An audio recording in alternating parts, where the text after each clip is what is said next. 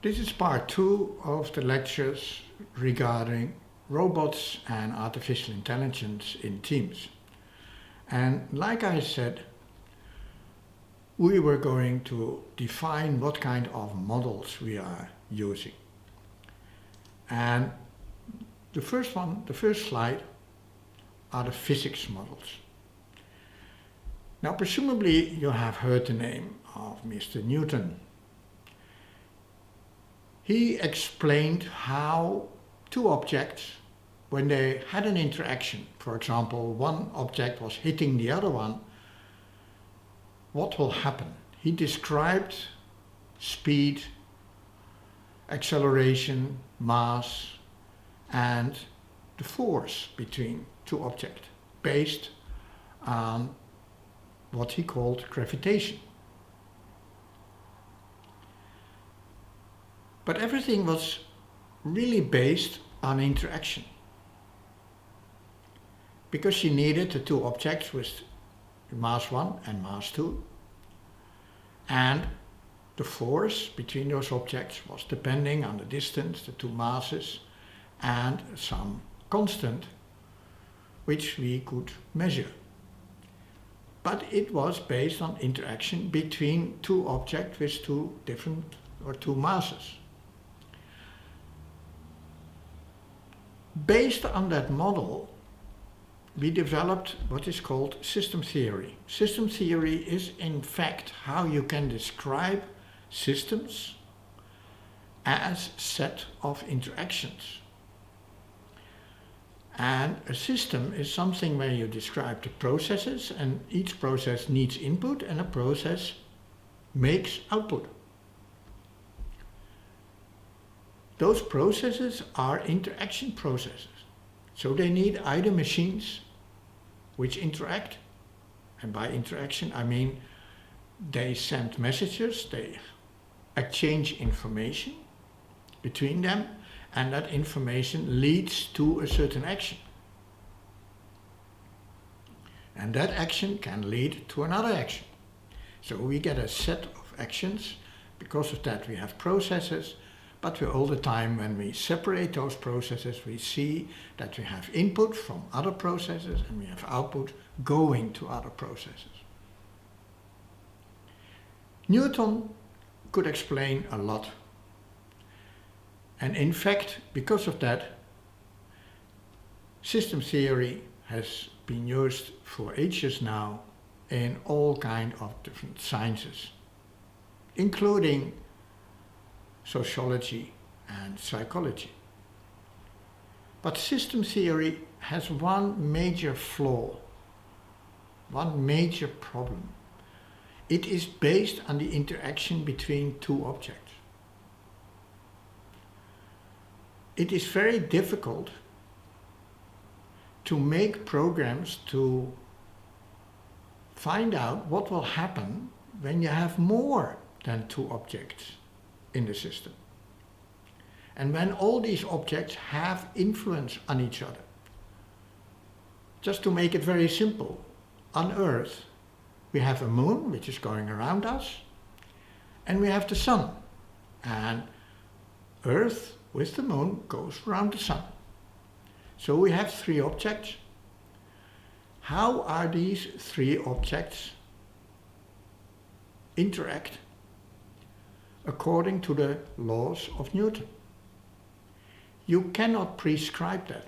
We cannot mathematically define what happens because of that interaction.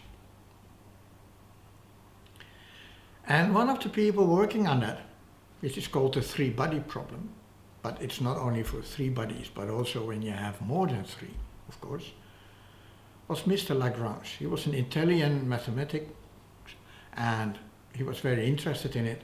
And he said, no, you shouldn't look at the interaction, but you should look at the field itself. You should look at the energy in the field. And let's assume that all the time this energy in the field is trying to find the optimal situation. which means the lowest value of the total energy. A stable situation where all objects are having their own position in the field. And they keep in that position. What you then describe is not interaction, but the influence of the objects. And the influence is instantaneous.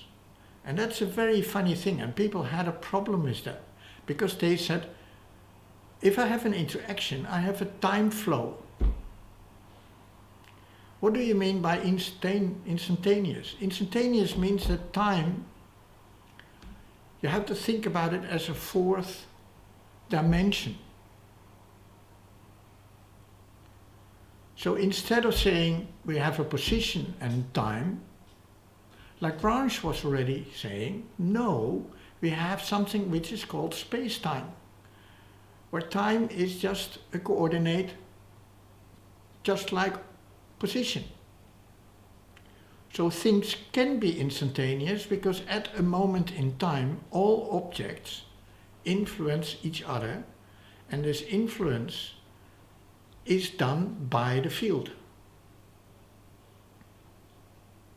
So there's a major difference in the physics model used by Newton, based on interactions, based on, in fact, two objects having interactions with each other, and field theory, which says it's independent of the amount of objects. We are talking about fields and energy distribution, and time plays a different role. Later on we will see what the implication of that is. But let me first go to some differences and some theory about the differences between man, humans, and intelligent machines. Humans are able to model, to make reality independent of time. They are in fact using time as a fourth coordinate. You can think what will happen in the future. You might even make a drawing of what you think what will happen in the future. Science fiction, Jules Verne or anybody else, Asimov, he was thinking, or they were thinking about the future. And they had an idea how the future looked like. The whole series of Star Trek, Star Wars, is modeling the future. So we are able to express and even use our expectations of what will happen in the future to make decisions now. And I say irrational decisions because nobody knows whether this is going to be true or not. It's a reality which has been built, has been modeled, but still it can influence the decisions we are making now. So that's not a rational process, that's not a process based on a decision structure or a decision tree. This is an irrational decision structure. An intelligent machine, whether this is artificial intelligence inside a computer, a robot with artificial intelligence, cannot do that. They can only model using past data, so data which are already existing, data which are created in the past, and then forecast, make models for the future based on future probabilities. So what is the probability that this will happen in the future using these data from the past? That's a rational decision structure. They can make expectations for the future based on rational decision structure and probabilities. So they can make mathematical calculations using the current data which are collected from the past and use that to project what could happen in the future. That's a major difference between what mankind is doing and what an intelligent machine is doing. Now, men are normally trying to organize themselves. Organizing is a kind of social constructing, which means that when there is something people want, a goal, a target, they start to organize around that target. And when it gets bigger, organizations get layers. And then something funny, something strange happens. We implement hierarchy. So on the one side, we like to work in teams as equals to fulfill a certain goal together. We construct an organization to fulfill that goal. But then, when it becomes complex, we are going to build in a hierarchy. We are going to build in a layered structure. And apparently we need that because this hierarchy allows us to get steering. Now, this steering has been incorporated into the system theory by management steering and feed forward, feed backward steering of the processes. So you see that in fact hierarchy is strongly related to the system theory environment. On the other hand, apparently we need it. But when we zoom in on the network layer, we see a different structure. We don't see the hierarchy, we see influence. We see changing constructs all the time. Goal orientation, learning, in fact changing the field through exchange processes, through input from outside, energy from outside. That's the background of this term, which is called heterarchy. So heterarchy is in fact the double layer structure, the intertwined structure of having hierarchy and teams at the same time. And this is very important to understand, that when you look at organizations, when you look at networks, and in fact when you look at systems in networks, you first have to find out how those networks are built, what are the objects in the networks, and what kind of steering mechanism is used. Is the steering mechanism a social construct based on the field model you use in that network? Or is it based on the hierarchy steering model, which is more based on the Newton model?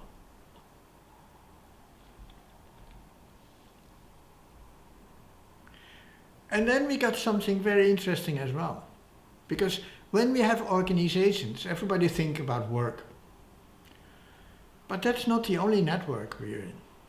Networks are everywhere. You have your social network, you have your friends.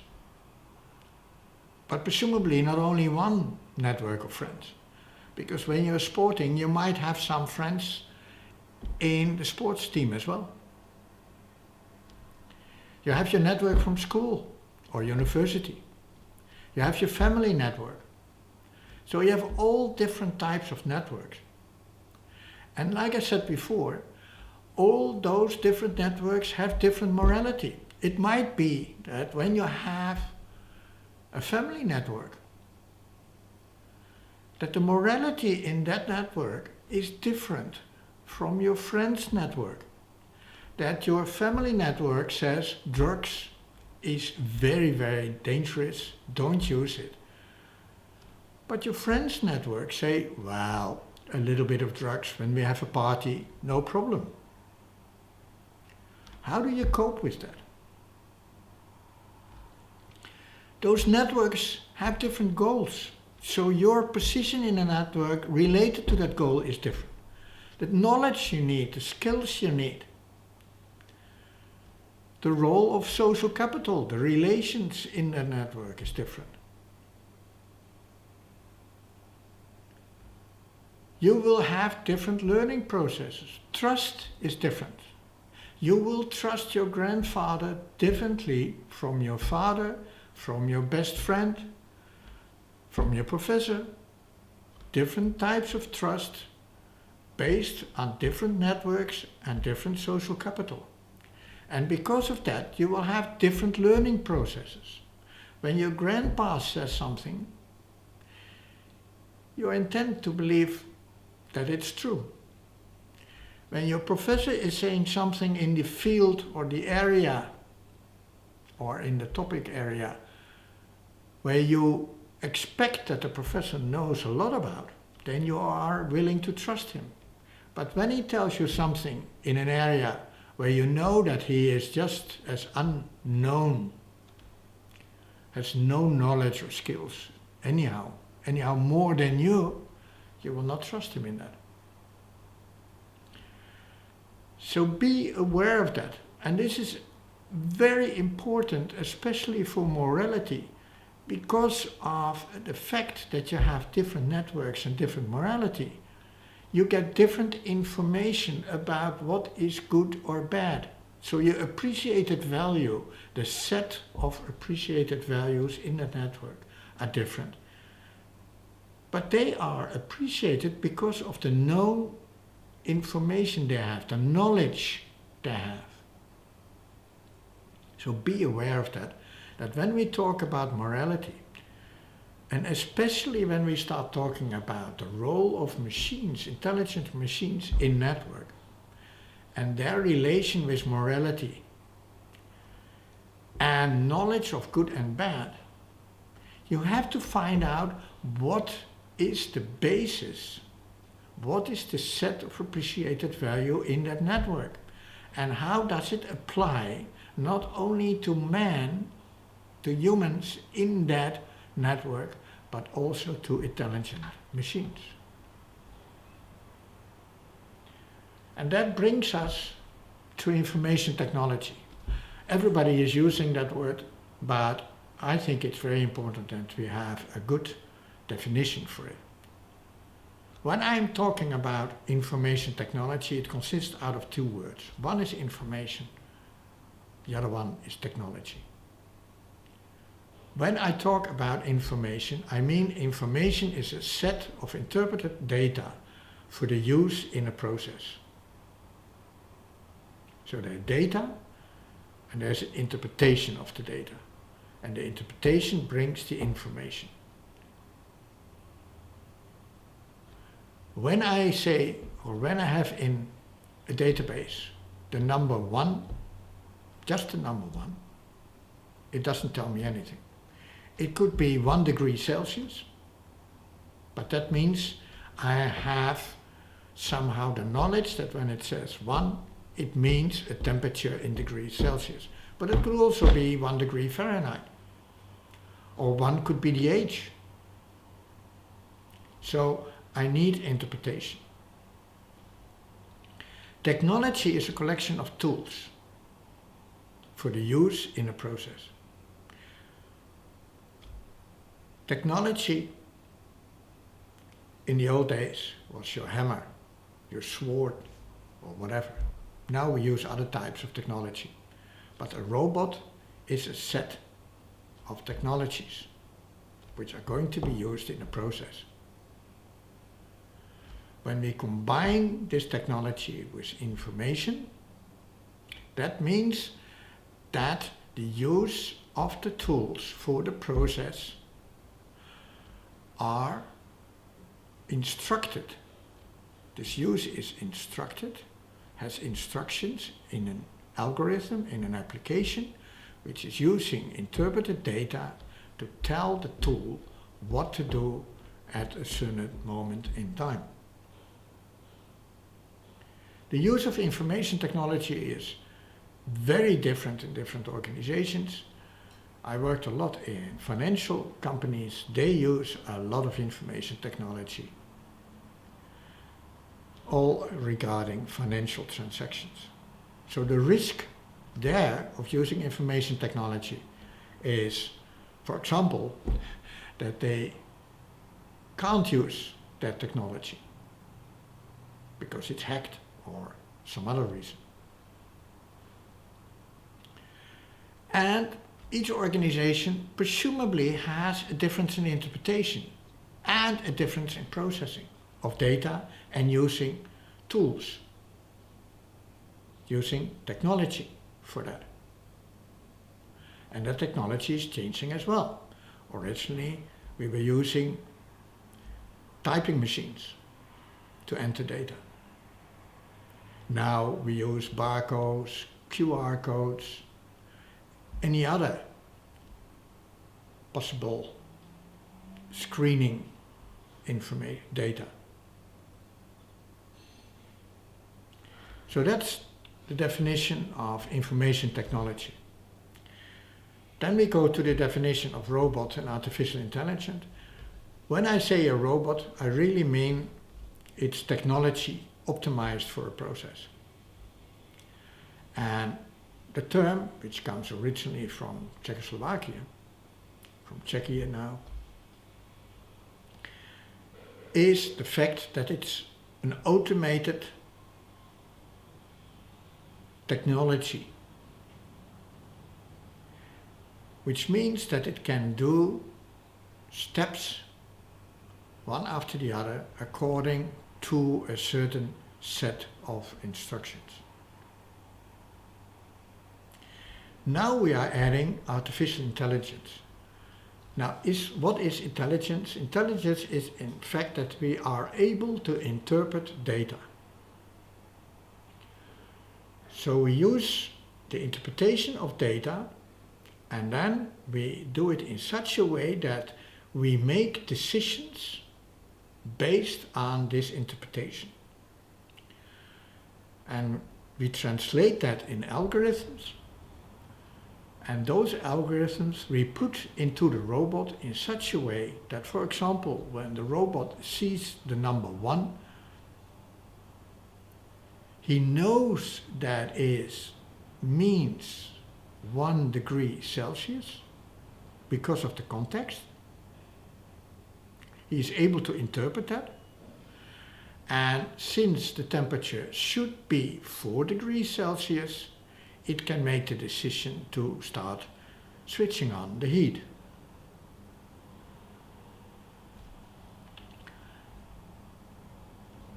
That means that we can use that according to the system theory, which depends on input, processes and output. We can use robots and artificial intelligence in the system theory. But when we go to a multi-object environment with influence on each other, when we talk about morality and values, has a robot a certain value? Do you get appreciated values by using artificial intelligence? That's very important for the application. And it's very important for the risk. Because we like to have organizations which have a certain continuation.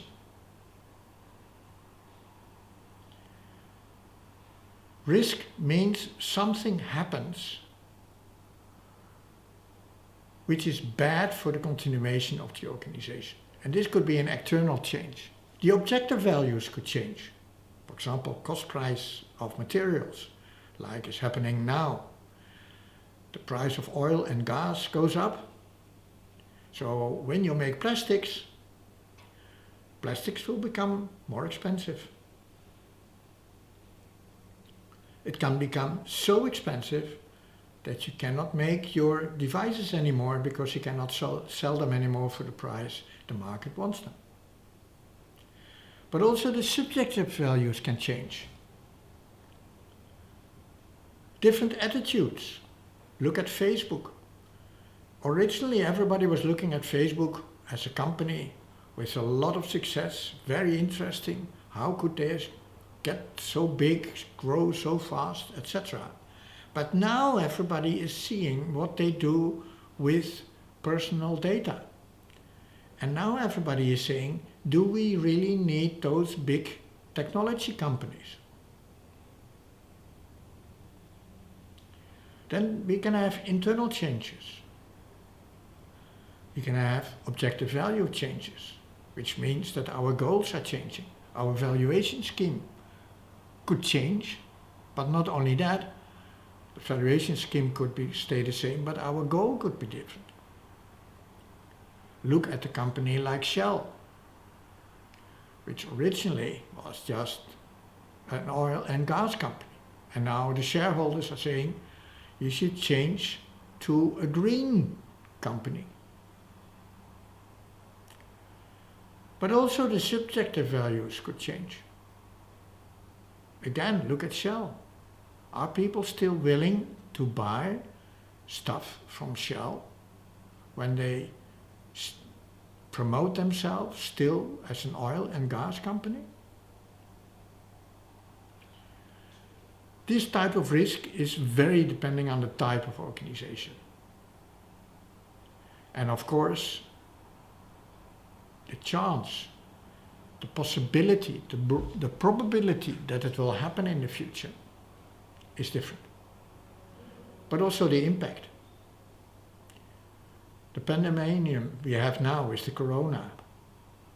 Everybody was seeing that as a certain risk, but nobody imagined the impact of corona on the total economy, the impact of corona on how economy works and certain types of organization in that economy.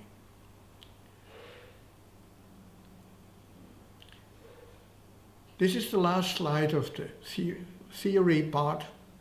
I thank you for your attention, and the next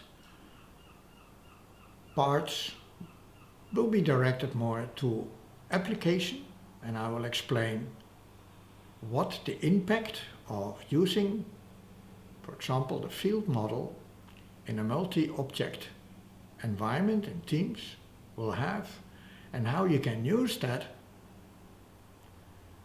to describe the use of robots and artificial intelligence in teams.